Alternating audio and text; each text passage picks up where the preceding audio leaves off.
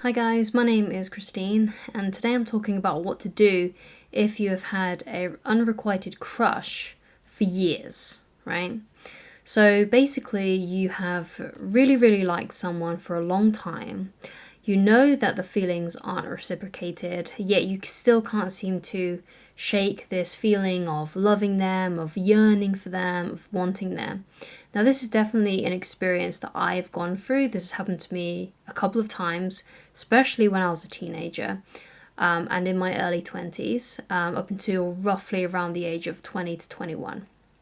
So basically, I'm going to talk about how to really get over this kind of situation because you've been so invested in them for a long time, especially if it's been years, then obviously it's going to be a lot more difficult for you to shake that feeling of loving them and things like that. So obviously the first thing that I want you to do is to realize that you need to stop wasting your time on something that's never going to go anywhere. Because if it's unrequited and they've never really given you any other reason to believe otherwise, they've always rejected your advances basically, they've always said no to you whenever you want to be with them, whenever you want to go out with them, if they've always continuously said no, you need to realize that you need to stop wasting your time, because you are essentially wasting your time when, you could be with someone who does requite those feelings, who does love you in the same way, who does want you in the same way. Okay? But also, I want you to realize that, you need to stop wasting your time, but you must also give yourself time to get over it. Okay? Because obviously if you've been crushing on someone for a long time, then obviously you're very emotionally invested in that person, and it's not just going to go away like that, because you've loved them for a long time, you've had feelings for them for a long time, so that kind of stuff is not just going to fade away instantly. Okay, so realize that you're going to need to give yourself some time as well. So the next thing that I want to talk to you about is, because this has just been a crush and you've actually never been with them, so that means you've never been in a relationship with them, you've probably never lived together, perhaps this is someone that you knew from school or it's someone that you worked with. When we go to work and when we go to school, most people put on a front. We have a mask because we know that we're going to be around other people, so we kind of have to psych ourselves up and act and behave a little bit differently. But when you get into a relationship and you start living with someone, and you're really committed to each other, and you get married and you live with, someone, your behavior changes, you become more yourself. So what I'm trying to say to you is that you don't actually know who this person is in that kind of setting. You don't know what it's like to live with them day in and day out.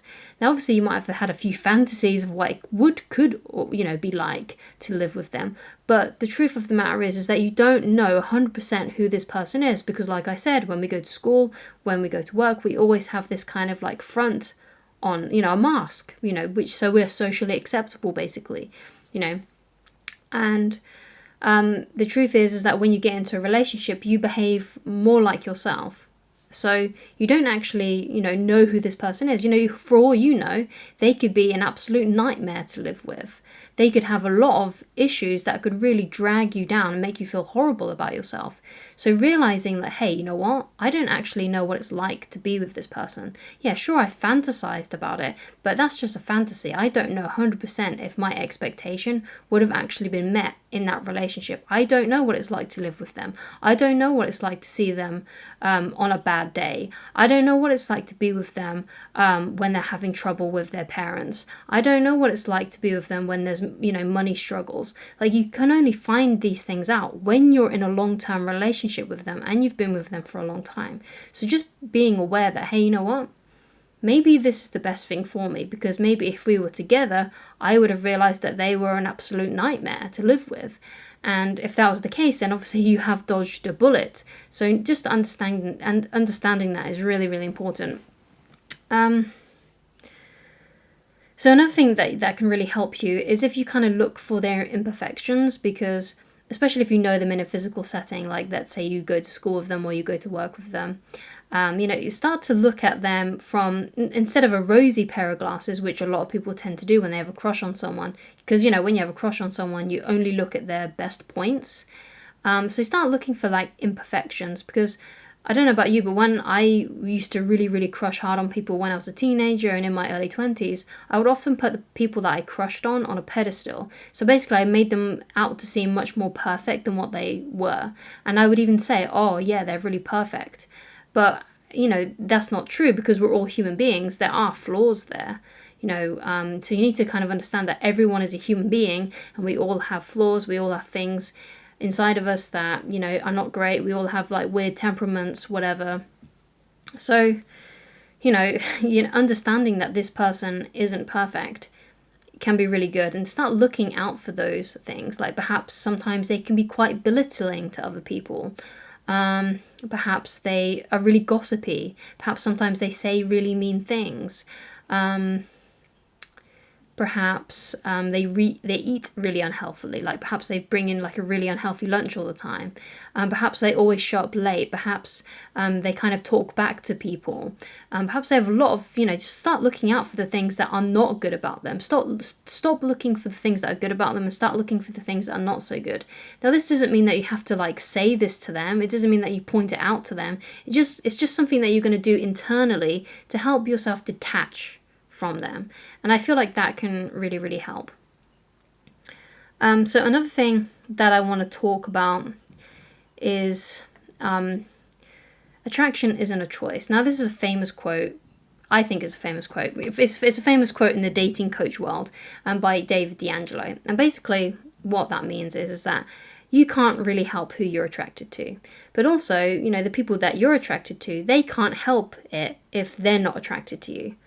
We all have our kind of like inner compass of what we're attracted to, right? So, because of course, if you've been out in the world and you've been to school, you've been to work, you've noticed people that you're really, really attracted to. And you've also noticed people that, you're not attracted to, that you don't want. And that person is also the same. That person that you're crushing on is also the same. It's not really their fault if they don't find you attractive. And, so attraction isn't a choice. So basically, there's not really that much you can do if they're not attracted to you, right? There's not really, because, Mother Nature kind of sorts those things out for us, We kind of all have this, like I said, this internal compass that we can't really change about ourselves. So for example, in my own personal experience, like I'm a lesbian, so I'm not attracted to men, but then again, I'm also not attracted to every single kind of woman. Like I tend to be more attracted to very feminine women. So, I'm not attracted to every woman I see. I'm not attracted to any men. So that's my kind of internal compass, and I can't really change that about myself. And I'm sure you are the same as well. There are some people that you find really attractive, and perhaps you've gone on dates with people who, perhaps were perfect in other ways, but you just weren't attracted to them. There was just something missing, and that's probably how they felt about you when perhaps you said to them that you really like them. They might think, oh yeah, this person is really good, they're really nice, they're really friendly, but there's just something missing. So that's kind of what you need to understand, that attraction isn't a choice. It's not their fault, and it's not your fault that they weren't attracted to you, okay? It's not their fault or your fault that they couldn't be in a relationship with you. It's all to do with just how they feel inside, and if they just don't feel it, there's not really that much you can do. So that's my advice on, what to do if you have been crushing on someone and it's been unrequited for years. I know these things are very difficult to get past, and you probably, always kind of have some kind of connection to them, even if it's just, when you hear a certain song on the radio, you're not just going to forget about these people that you've had huge crushes on, but you can get past it, you can get over it, and you can find someone who does feel the same way about you. So thank you so much for watching. If you'd like to get in touch with me personally, then please go to www.christineloveridge.com. Thank you so much for watching, and I shall talk to you again very soon. Goodbye.